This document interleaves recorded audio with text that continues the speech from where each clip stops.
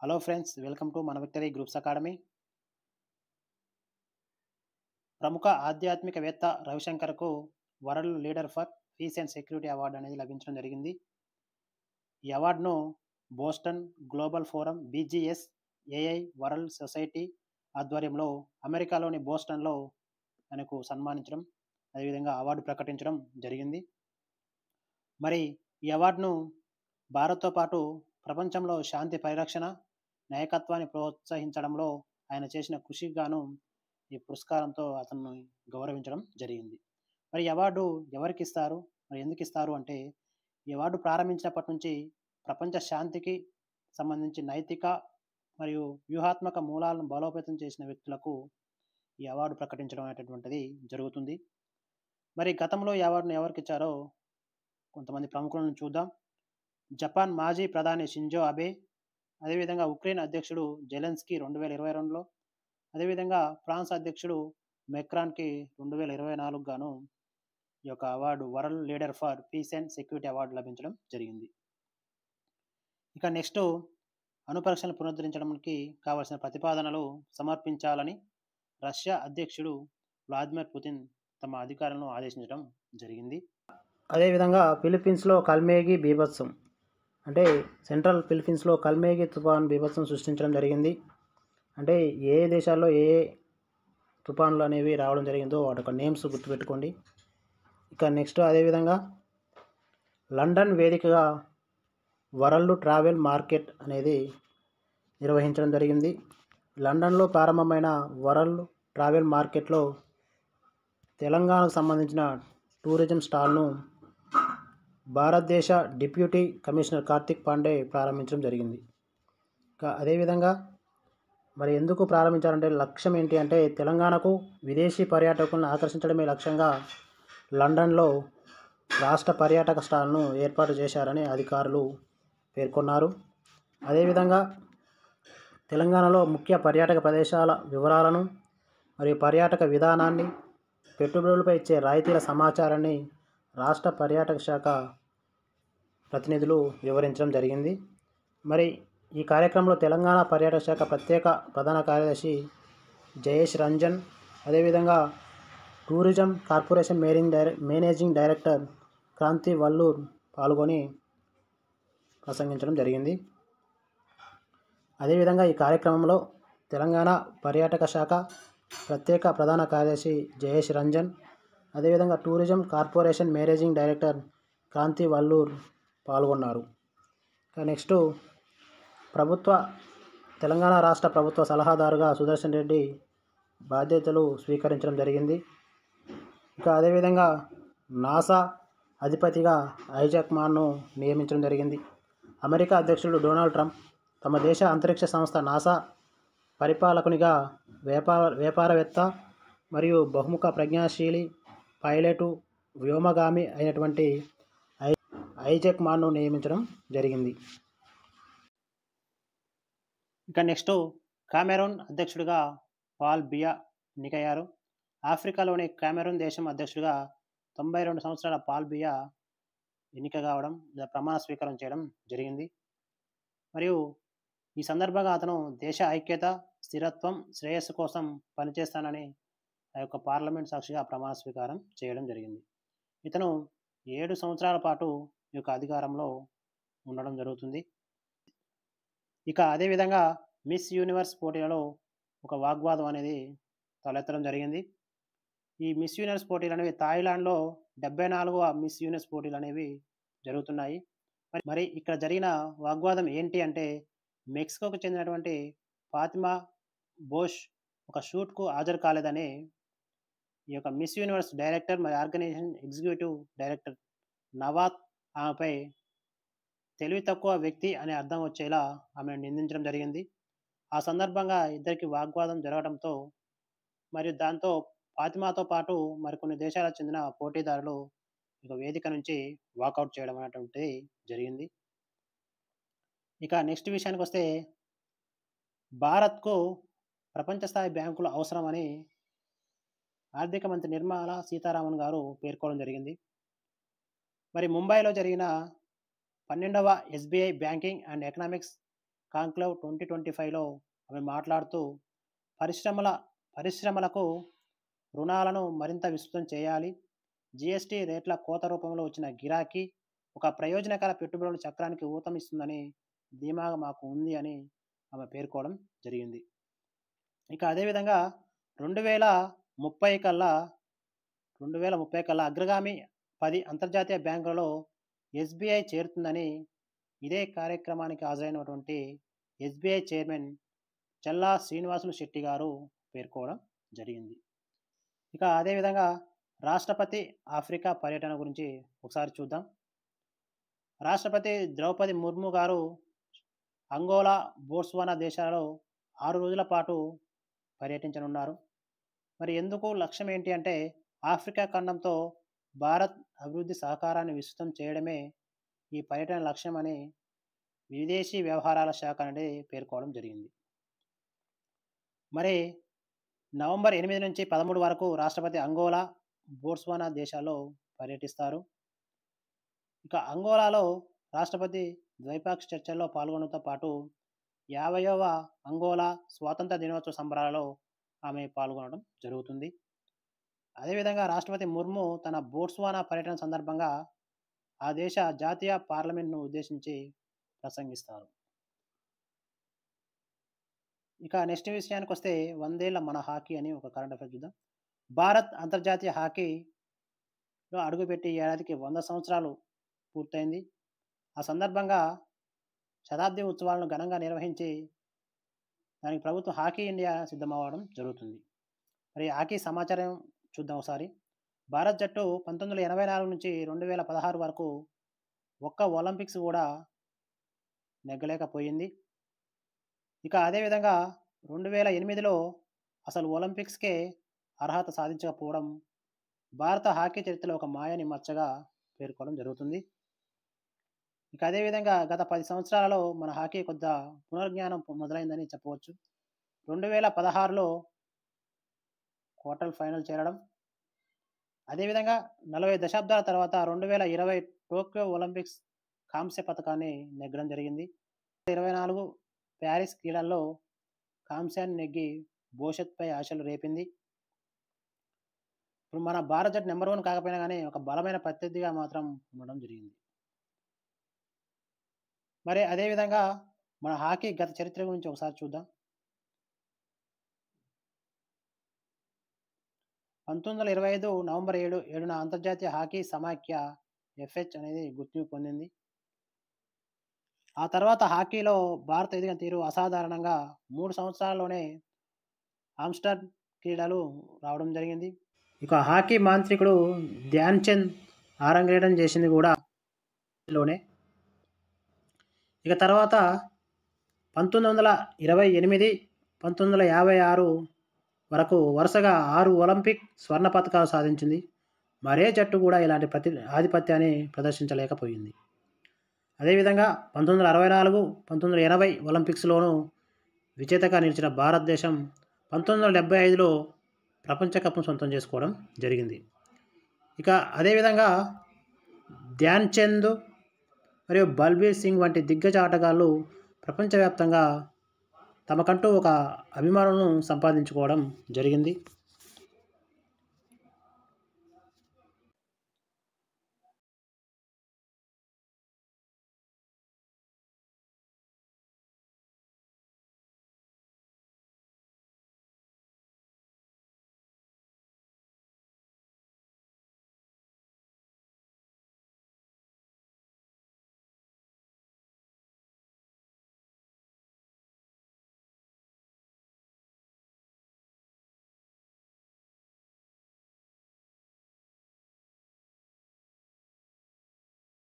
అదేవిధంగా దేశానికి స్ఫూర్తినిచ్చే మహామంత్రం వందే మాతరం. వందే మాతరం గేయానికి 150 ఏళ్ళు పూర్తయిన సందర్భంగా ఢిల్లీలోని ఇందిరాగాంధీ ఇండోర్ స్టేడియం వద్ద ఏర్పాటు చేసినటువంటి ఎగ్జిబిషన్లో ప్రధాని మోడీ గారు పాల్గొని ప్రసంగించడం జరిగింది. ఈ సందర్భంగా స్మారక స్టాంపు మరియు ప్రత్యేక నాణ్యాన్ని విడుదల చేయడం జరిగింది. అదేవిధంగా ఏడాది పొడవునా జరిగే వందే మాతరం సంబరాలను మోడీ గారు ప్రారంభించడం జరిగింది.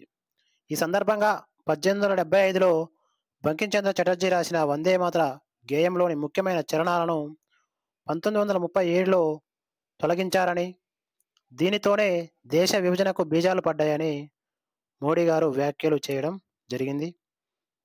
ఇక అదేవిధంగా ప్రొఫెసర్ డాక్టర్ నాగేశ్వర్ రెడ్డికి అంబుజానాథ్ బోస్ పురస్కారం అనేటటువంటిది లభించడం జరిగింది. లండన్లోని ప్రతిష్టాత్మక రాయల్ కాలేజ్ ఆఫ్ ఫిజిషియన్స్ ఆధ్వర్యంలో అత్యుత్తమ పరిశోధనలకు ఏటా అందించే ప్రముఖ వైద్యవేత్త అంబుజానాథ్ బోస్ పురస్కారాన్ని 2025 సంవత్సరానికి గాను గాస్ట్రో ఎంటియాలజీ ఏఐజీ చైర్మన్ డాక్టర్ నాగేశ్వర్ రెడ్డికి ప్రదానం చేయడం జరిగింది. ఎండోస్కోపీలో డాక్టర్ నాగేశ్వర్ రెడ్డి చేసిన పరిశోధనలు మరియు కృషికి గాను ఈసారి ఈ అవార్డుకు ఇతన్ని ఎంపిక చేయడం జరిగింది. 1998లో డాక్టర్ సి గోపాలన్ తర్వాత అంబుజానాథ్ బోస్ పురస్కారం తెలుగు వైద్యులు నాగేశ్వర్ రెడ్డికి దక్కడం గొప్ప విశేషమని ఏఐజీ తెలపడం జరిగింది. ఇక అదేవిధంగా జూలై నుంచి డిజిటల్ మోసాలు పెరుగుతున్నాయని ఆర్బీఐ డిప్యూటీ గవర్నర్ పేర్కోవడం జరిగింది.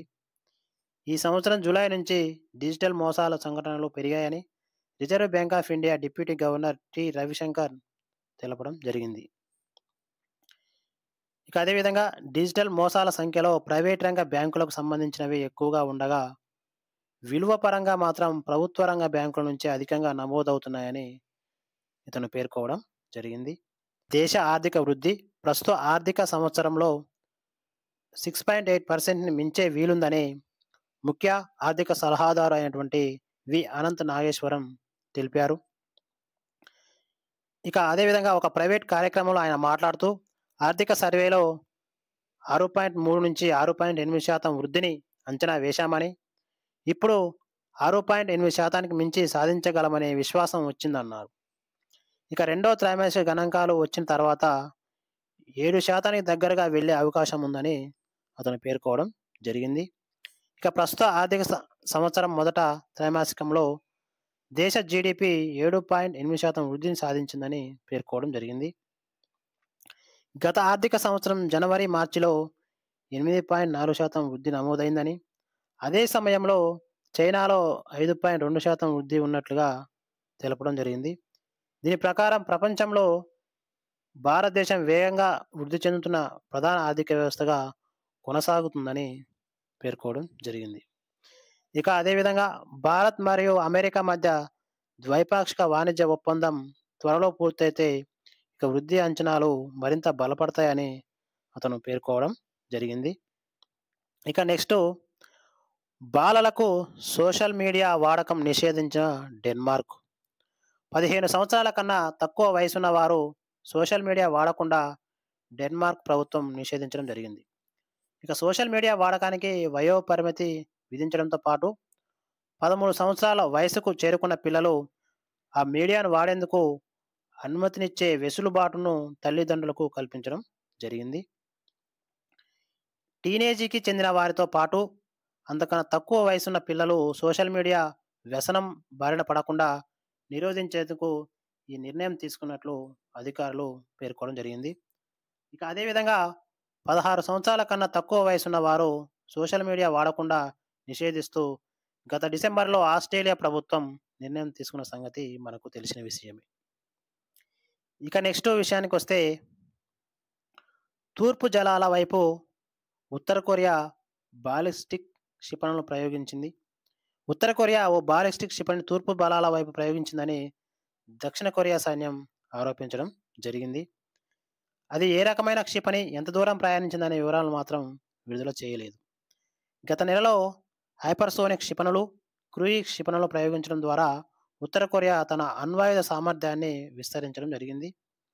అమెరికా రక్షణ మంత్రి పీట్ హెగ్సెత్ 2 రోజుల పర్యటన నిమిత్తం తమ దేశానికి వచ్చిన సందర్భంగా ఉత్తర కొరియా పశ్చిమ జలాల్లోకి 10 రౌండ్ల కాల్పులు జరిపినట్లు దక్షిణ కొరియా పేర్కోవడం జరిగింది.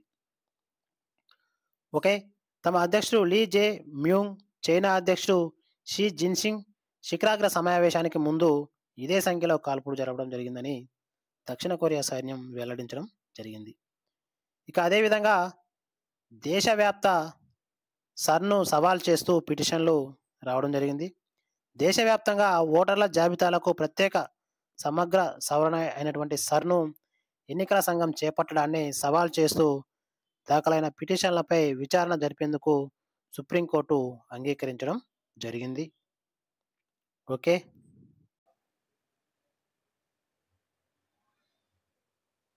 ఇక అదేవిధంగా నెక్స్ట్ న్యాయ పరిభాషను సరళీకరించాలి. ఈ యొక్క న్యాయ పరిభాషను సరళీకరించడం ద్వారా చట్టం అందరికీ అవలీలగా అర్థమయ్యేలా చూడాలని, సామాజిక ఆర్థిక నేపథ్యంతో ప్రమేయం లేకుండా ప్రతి పౌరునికి తేలికగా న్యాయం అందేందుకు ఇది దోహదపడుతుందని ప్రధాని నరేంద్ర మోడీ గారు పేర్కోవడం జరిగింది. ఈ యొక్క కార్యక్రమం అనేది జాతీయ న్యాయ సేవల ప్రాధికారిక సంస్థ నల్సా 30వ వార్షికోత్సవ సందర్భంగా ఏర్పాటైన కార్యక్రమంలో మోడీ గారు ఈ విధంగా ప్రకటించడం జరిగింది. ఇక అదేవిధంగా ఈ సదస్సులో సుప్రీంకోర్టు ప్రధాన న్యాయమూర్తి జస్టిస్ బిఆర్ గవాయ్ మాట్లాడుతూ న్యాయం ఏ కొందరికో పరిమితమయ్యే ప్రత్యేక గౌరవం కాదని, ఇది ప్రతి ఒక్కరి హక్కు అని పేర్కోవడం జరిగింది. ఇక అదేవిధంగా సుప్రీంకోర్టు 80,000కు పైగా తీర్పులు 15 భారతీయ భాషల్లోకి అనువదించేందుకు చూసిన చొరవ అనేది ఒక శ్లాఘనీయంగా అతను పేర్కోవడం జరిగింది. అదేవిధంగా హైకోర్టులు, జిల్లా న్యాయస్థానాలు కూడా ఇలాంటి చొరవ చూపుతాయని ఆశాభావం వ్యక్తం చేయడం జరిగింది.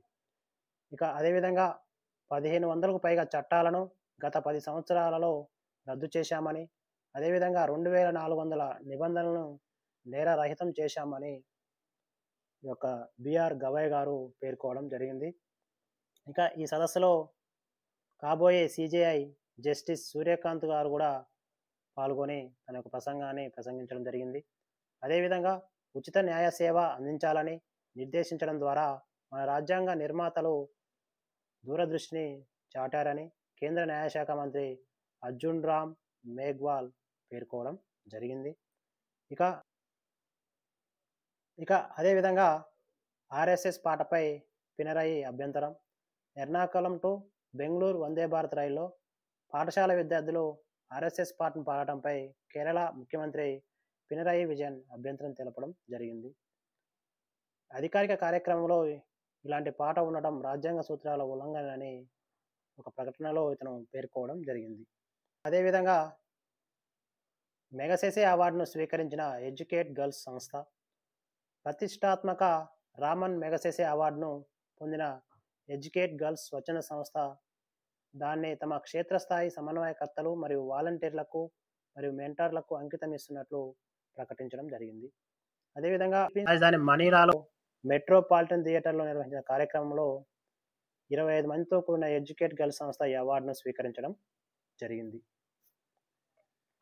అదేవిధంగా ఈ అవార్డుతో సఫీనా హుసేన్ సంస్థ ప్రతినిధులు 2035 నాటికి 1 కోటి మంది బాలికలకు విద్యను చేరువ చేసే మా లక్ష్యానికి ఇది మరింత దోహదం చేస్తుందని పేర్కోవడం జరిగింది.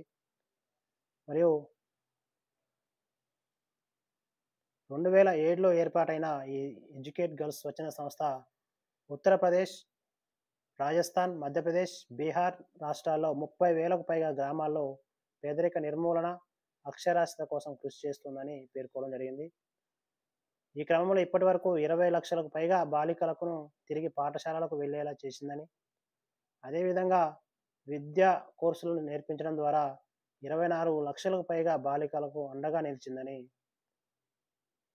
ఈ యొక్క స్వచ్ఛంద సంస్థ వ్యవస్థాపకురాలు సఫీనా హుసేన్, సిఇఓ గాయత్రి నాయర్ లోబో పేర్కోవడం జరిగింది. నెక్స్ట్ విషయానికి వస్తే కొత్త తరం రైల్వేకు వందే భారత్లతో పునాది అని మోడీ గారు పేర్కొనడం జరిగింది. తన లోక్సభ నియోజకవర్గమైన వారణాసి పరిధిలోని బనారస్ రైల్వే స్టేషన్ నుంచి ఆయన 4 వందే భారత్ ఎక్స్ప్రెస్ రైళ్లను ప్రారంభించి ప్రసంగించడం జరిగింది. ఇక అదేవిధంగా దీర్ఘకాల మూత్రపిండాల వ్యాధి గుప్పిట్లో భారత్ అనే ఒక కరెంట్ అఫైర్ చూద్దాం. దీర్ఘకాల మూత్రపిండాల వ్యాధి తీవ్రత భారతదేశంలో ఎక్కువగానే ఉందని తాజా అధ్యయనం పేర్కోవడం జరిగింది. ఇక 2023లో ఈ రుగ్మత బాధితుల సంఖ్య విషయంలో మన దేశం ప్రపంచంలోనే 2వ స్థానంలో ఉందని తెలపడం జరిగింది. 15.2 కోట్ల మంది వ్యాధిగ్రస్తులతో చైనా మొదటి స్థానంలో, ఆ తర్వాత భారత్ 13.8 కోట్ల మందితో రెండవ స్థానంలో నిలవడం జరిగింది. ఇక 2023లో ప్రపంచవ్యాప్తంగా గుండె జబ్బు మరణాల్లో ఈ యొక్క మూత్రపిండాల వ్యాధి అనేది 12% ఆక్రమించిందని పేర్కోవడం జరిగింది. దక్షిణాఫ్రికాలో జరిగే G20 సదస్సును బహిష్కరిస్తున్నామని అమెరికా అధ్యక్షుడు డొనాల్డ్ ట్రంప్ గారు ప్రకటన చేయడం జరిగింది. దక్షిణాఫ్రికాలో మైనారిటీలైన శ్వేత జాతి రైతులను చూస్తున్న తీరుపై ఆయన తీవ్ర అభ్యంతరం వ్యక్తం చేయడం జరిగింది. ఇటీవల మయామిలో చేసిన ప్రసంగంలో దక్షిణాఫ్రికాను G20 గ్రూప్ నుంచి తొలగించాలని డిమాండ్ చేసిన ట్రంప్ తాజాగా అక్కడ జరిగే సదస్సుకు బహిష్కరించడం జరిగింది. G20 సదస్సు దక్షిణాఫ్రికాలో జరగడం పూర్తి అవమానకరమని, ఆ దేశంలో తెల్లజాతి రైతులపై జరుగుతున్న హింస, ఆస్తుల స్వాధీనం, హత్యలు వంటి దారుణాలు ప్రపంచానికి తెలియాలని, అదేవిధంగా వచ్చే ఏడాది ఫ్లోరిడాలో మయామిలో నిర్వహించే G20 సదస్సు కోసం తాను వేచి చూస్తున్నానని ప్రకటించడం జరిగింది. భారత 91వ గ్రాండ్ మాస్టర్గా రాహుల్ కొత్తగా గ్రాండ్ మాస్టర్ హోదా సాధించాడు. ఈ ఘనత అందుకున్న 91వ భారత్ ప్లేయర్గా అతడు నిలవడం జరిగింది. ఫిలిప్పీన్స్లో జరిగిన SEAN వ్యక్తిగత ఛాంపియన్షిప్ ట్రోఫీలో గెలిచిన 21 సంవత్సరాల రాహుల్ 2021 అతడు ఇంటర్నేషనల్ మాస్టర్ అయ్యాడు. భారత్ ప్లేయర్ గ్రాండ్ మాస్టర్ కావడం 2 వారాల వ్యవధిలో ఇది రెండోసారి. ఇటీవల AR ఇల్లంపార్తి GM హోదాను అందుకోవడం జరిగింది. ఇక నెక్స్ట్ విషయానికి వస్తే బ్యాడ్మింటన్కు తైజు వీడ్కోలు. చైనీస్ తైఫీ స్టార్ బ్యాడ్మింటన్ ప్లేయర్ అయినటువంటి తై జుయింగ్ తమ ఆటకు వీడ్కోలు పలకడం జరిగింది. ఈమె మణికట్టు మాయాజాలానికి ప్రసిద్ధిగా చెప్పుకుంటారు. 2024 ఇండియా ఓపెన్ ఆమెకు కెరీర్లో చివరి టోర్నీగా నిలవడం జరిగింది. ఇక నెక్స్ట్ రిచా ఘోష్కు DSP పదవి ఇవ్వడం జరిగింది. వన్డే ప్రపంచ కప్ గెలిచిన భారత మహిళల జట్టులో కీలక సభ్యురైనటువంటి వికెట్ కీపర్ రిచా ఘోష్కు ఆమె సొంత రాష్ట్రం బెంగాల్ సన్మానించడం జరిగింది.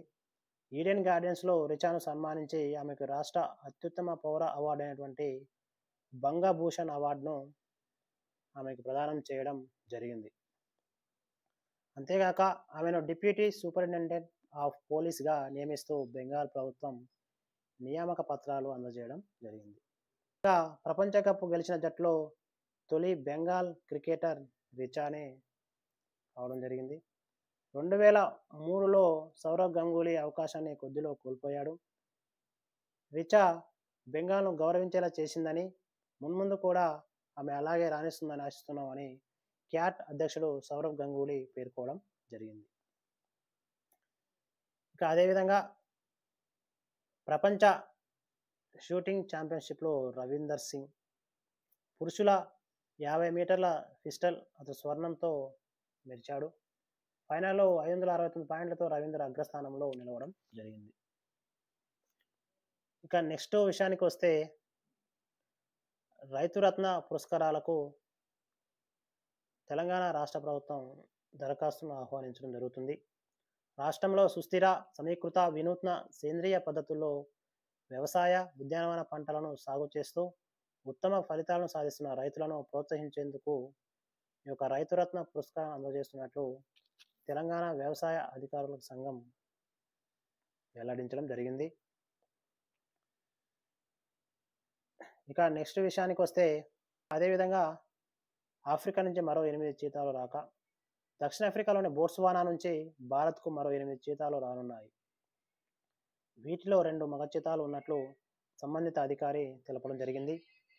వీటిని మధ్యప్రదేశ్లోని కునో జాతీయ పార్కుకు జనవరిలో తరలించే అవకాశం ఉందని పేర్కోవడం జరిగింది. ఇప్పటికే 3వ బ్యాచ్ చీతాల కోసం అవసరమైన ఏర్పాట్లు చేశామని కునో జాతీయ పార్క్, గాంధీ సాగర్ అభయారణ్యాన్ని దక్షిణాఫ్రికా బృందం పరిశీలించడం జరిగింది. ఇక చిరుత ప్రాజెక్టులో భాగంగా ఇప్పటివరకు దేశంలో 27 చీతాలు ఉన్నాయి. వీటిలో 16 భారత్‌లో జన్మించడం జరిగింది. ఇక అదేవిధంగా అంతర్జాతీయ అటవీ సంరక్షణ కార్యక్రమంలో భారత్ కర్బన ఉద్గారాలను పీల్చుకునే ఉష్ణమండల అరణ్యాల సంరక్షణ కార్యక్రమంలో భారత్ పరిశీలకురాలి హోదాలో చేరడం జరిగింది. బ్రెజిల్‌లో $12,500 కోట్ల టీఎఫ్ఎఫ్ఎఫ్ నిధిని ప్రారంభించింది. అదేవిధంగా ప్రభుత్వాలు, ప్రైవేట్ సంస్థలు ఈ కార్యక్రమానికి నిధులు సమకూరుస్తూ ఉంటాయి. అడవులను సమర్థవంతంగా పరిరక్షిస్తున్న దేశాలకు ఈ నిధి నుంచి ఆర్థిక సహాయం అందుతుంది.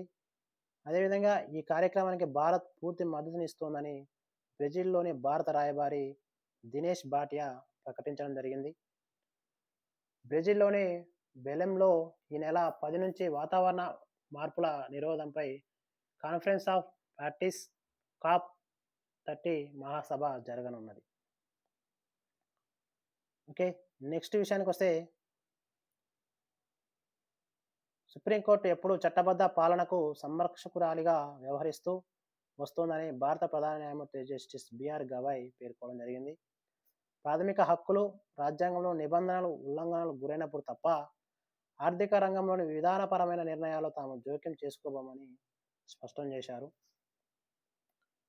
అదేవిధంగా international forum of commercial course సమావేశంలో సిజేఐ మాట్లాడుతూ పన్నుల విధింపు, పునర్వ్యవస్థీకరణలో రాజ్యానికి ఉన్న అధికారాన్ని గుర్తిస్తున్నామని, అదే సమయంలో వారి చర్యలు రాజ్యాంగానికి లోబడి ఉండాలని ఆశిస్తున్నామని పేర్కోవడం జరిగింది.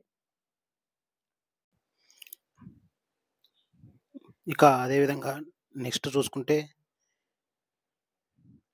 మరో కరెంట్ అఫైర్స్ ఏంటి అంటే, దాదాపు 2 దశాబ్దాల క్రితం అమెరికా నిర్బంధ కేంద్రంలో ఉన్న వ్యక్తి నేడు ఓ దేశ అధ్యక్షుడి హోదాలో అగ్రరాజ్యంలో పర్యటిస్తున్నారు. ఆయనే సిరియా అధ్యక్షుడు అహ్మద్ అల్ షరా. 1946లో స్వాతంత్ర్యం అనంతరం వాషింగ్టన్ను సందర్శించిన మొదటి సిరియా అధ్యక్షుడు కూడా ఆయనే కావడం గమనార్హం. అదేవిధంగా అల్ షరా అమెరికా అధ్యక్షుడు డొనాల్డ్ ట్రంప్తో సమావేశం కానున్నారు. ఇక నెక్స్ట్ ఇరాకీ తిరుగుబాటులో పాల్గొన్నారు ఇతను. దీంతో అమెరికన్ దళాలు ఆయన్ను 2006-11 మధ్య కాలంలో నిర్బంధ కేంద్రంలో ఉంచడం జరిగింది. ఇక అదేవిధంగా వేల మంది తిరుగుబాటుదారులతో కలిసి 2017లో హయత్ తహరీ అల్-షమ్ను స్థాపించారు. గతేడాది డిసెంబర్లో ఆయన నాయకత్వం తిరుగుబాటు దళాలు సిరియా మాజీ అధ్యక్షుడు బషర్ అల్ అసద్ సర్కార్ను గద్దెదించడం జరిగింది.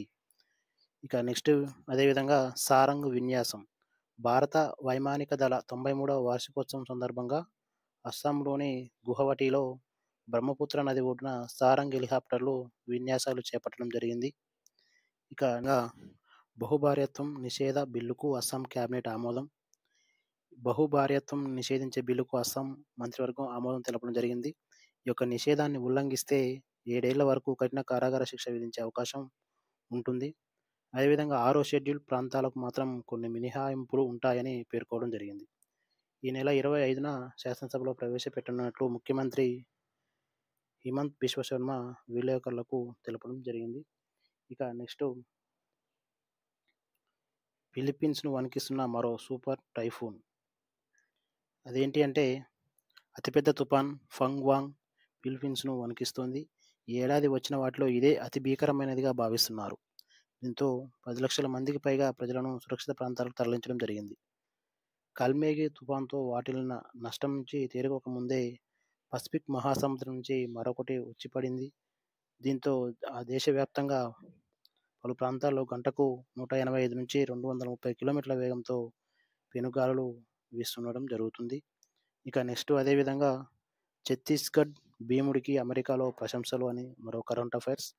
ఛత్తీస్గఢ్ మల్లయోధుడు, సామాజికవేత్త మరియు విద్యాదాత చింతారాం టిక్రిహా జీవితం ఆధారంగా తెరకెక్కిన డాక్యుమెంటరీ ఛత్తీస్గఢ్ కే భీమ్ చింతారాంకు అమెరికాలో గొప్ప గౌరవం లభించడం జరిగింది.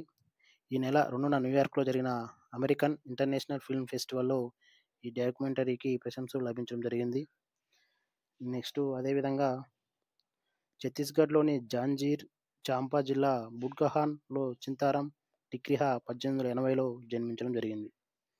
ఇక నెక్స్ట్ అదేవిధంగా డబ్ల్యూటీఏ ఫైనల్స్ టైటిల్‌ను ఎలీనా రెటకీనా సొంతం చేసుకోవడం జరిగింది.